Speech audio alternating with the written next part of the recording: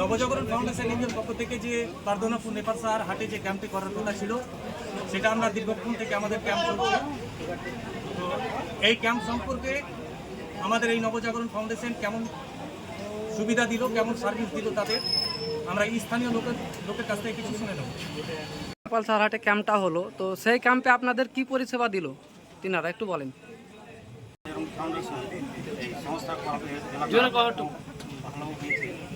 অনেকের হয়তো রক্তের প্রয়োজন পড়ছে, এই নবজাগরণ ফাউন্ডেশনের মাধ্যমে যোগাযোগ করে ইমার্জেন্সি পেশেন্টের রক্তর গ্রুপটা যোগাযোগ করে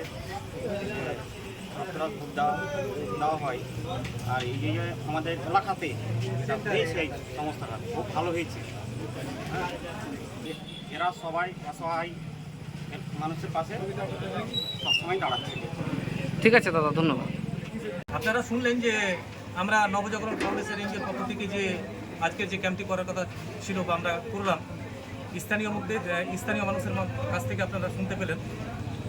তো আপনাদের কাছে অনুরোধ করব যে আপনারা আমাদের এই ভিডিওটিকে একটু বেশি বেশি করে শেয়ার করুন।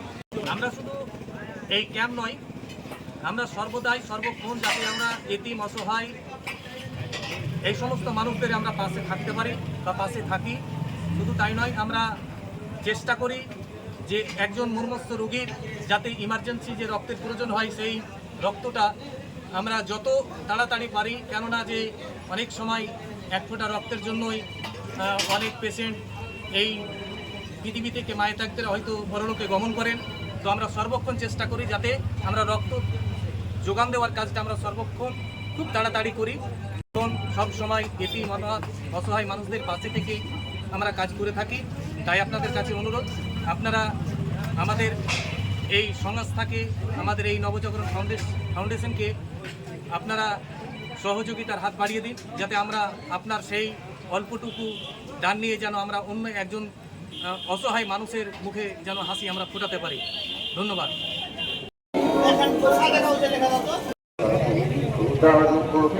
আমরা মুজাহিদ রক্ত দিতে জানি, বলবীর খুলিয়ে না কাজ।